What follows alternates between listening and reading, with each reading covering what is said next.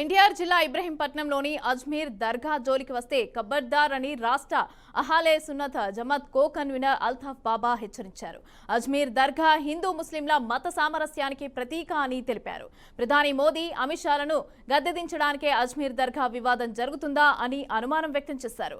ఇక RSS chief Mohan Bhagwat కి శివలింగాల పేరుతో వివాదాలు చేయొద్దని చెప్పిన తీరు మారటం లేదని అన్నారు. అయితే బాబ్రీ మసీదును కూడా అడ్డం పెట్టుకుని ప్రతి మసీదు అలాగే దర్గా కింద శివలింగాలు ఉన్నాయని వివాదాలు సృష్టించొద్దని అన్నారు. కావాలనే కొన్ని దుష్ట శక్తులు ముస్లిం సామాజిక వర్గాన్ని రెచ్చగొడుతున్నారంటే భారీ ఎత్తున ఏదో కుట్ర దాగి ఉందని కూడా అనుమానాలైతే వ్యక్తమవుతున్నాయని ఆయన అభిప్రాయపడ్డారు.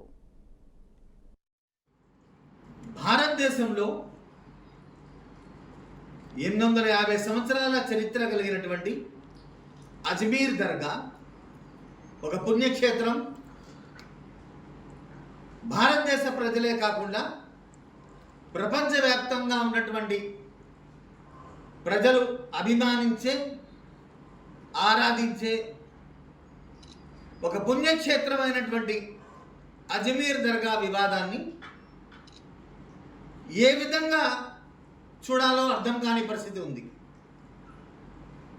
ఒకవైపు ఆర్ఎస్ఎస్ చీఫ్ మోహన్ భగవత్ గారు ఒక బాబ్రీ మసీద్ ఇష్యూ మాత్రమే ఆనాడు ఆందోళన చేశాం, అందులో పూర్తిగా విజయం సాధించాం, మళ్ళీ మీరు